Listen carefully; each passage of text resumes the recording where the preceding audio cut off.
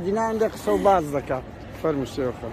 افرول بريكم بوينا جبو بشتبانيا قلتيت خوية سياسي البهدينا روجنامه بان روشن بیرو ماموستای مزیندان پرکرینه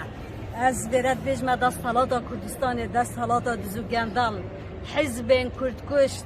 بین هاتی نسیح سال تنه و کرد کشتینه تنه و خلکه مزیندانی کرینه تنه و ولات ما تالان کریه و ایران کریه ایدی بسه آزادی امت خوازین بو زندانیم خود و او خلکمی کرینه زندان دا ام بترسین ام لونات رسین هندی اول زندان بن ام سر پیاینه هر ولاته کل هر جهه کل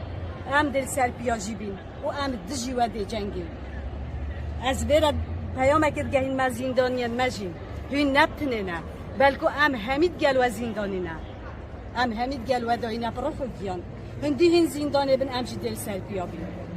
ام آزادی بود خوازین ام آزادی با همی گلی کرد خوازین چونکه کردستان هیچ تشتکنی نبناوه آزادی 3 سال به تنه بندستی و ظلم و زوداری و به هر مافک ملت ما یه جیانت بتسری به صده ها پزاره ها و گاوه نساخت کانسره یه سرطان دبه درمان به دکترن دبه مافن کرونا یا بلاو بویت نافده ملت ما یه توشی نمانه که بوید بلکه دست حالا دارن ما به تنه برجواند یا خود کارزن و حزبت خود حتی وگاوه نشیاینه وکی پدوه گل ما برای ببن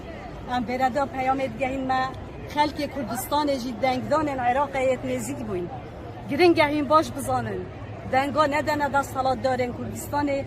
دزو گندل و جنکوجو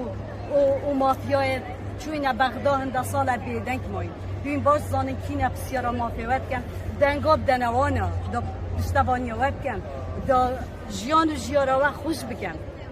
دیویدارم هر کس بچید بودنگ دانه لی بزانن دی دنگا دنه که دنگا ندنه دزو گندالا ایدی بسه آزادی بو همی گردین ما سرکفتم بو ما و هر دمینین ام سرکفتم